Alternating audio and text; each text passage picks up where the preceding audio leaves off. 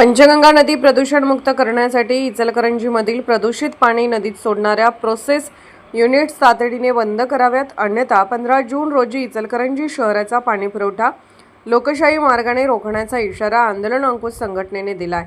याबाबतचे निवेदन शिरोळ तहसीलदार यांना देण्यात आले। उपलब्ध शेतीची प्रत्यक्ष शहानिशा होईपर्यंत प्रोसेस व सीईटीपी बंद ठेवावेत अशी मागणी करण्यात आली। करारपत्रातील क्षेत्र व प्रत्यक्ष क्षेत्रात तफावत असल्याचा आरोपही निवेदनात करण्यात आला आहे। पंचगंगा काठावरील नागरिकांच्या आरोग्याशी प्रशासन खेळत असल्याचा आरोप संघटनेने केला। दरम्यान आंदोलन प्रमुख धनाजी चुडमुंगे यांची आंदोलन अंकुश संघटना आता पंचगंगा प्रदूषण प्रश्नी आरपार लढाईच्या भूमिकेत आहे।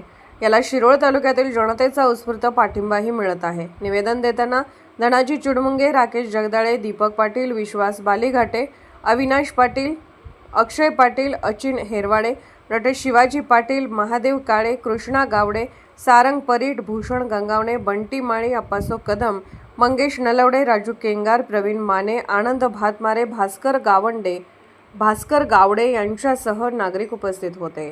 शेती उपलब्ध नाही हे गेल्या 3 महिन्यापासून वारंवार सिद्ध व्हायला लागले आणि तरी जिल्हाधिकारी, प्रदूषण नियंत्रण मंडळ, प्रांताधिकारी, इचलकरंजीचे आमदार आणि सगळं प्रशासन अगदी सोंग आणून आमच्याकडे शेती आहे त्यातच पाणी सोडणार आहेत म्हणून आमच्या शिरोळ तालुक्यातल्या जनतेला पूर्णपणे अडचणीत आणत आहेत, आरोग्य धोक्यात आणत आहेत। आणि आज ही प्रोसेस अगदी जबरदस्तीनं चालू करून पंचगंगा नदीमध्येच पाणी सोडायचं काम सध्या सुरू आहे।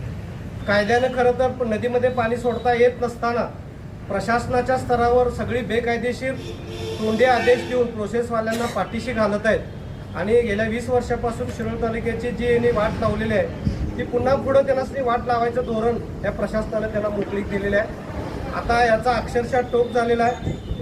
अजिबात शेती उपलब्ध नाही हे प्रशासनाला पूर्णपणे माहिती आहे। भविष्यामध्ये कुठलाही शेतकरी प्रोसेसवाल्यांचं पाणी घेणार नाही हे सुद्धा प्रशासनाला माहिती आहे। पण उद्योग चालू ठेवायच्या उद्देशानं आणि उद्योगांकडून मिळणाऱ्या पैशाच्या आधारावर या लोकांनी ह्या बेकायदेशीर कामाला पाठिंबा दिलेला आहे। आमच्याकडे दुर्लक्ष करायचं धोरण आहे आणि पंचगंगा नदी पुन्हा प्रदूषित करून इथल्या लोकांची वाट लावायचं हे सगळं धोरण आता आम्ही मान्य करणार नाही।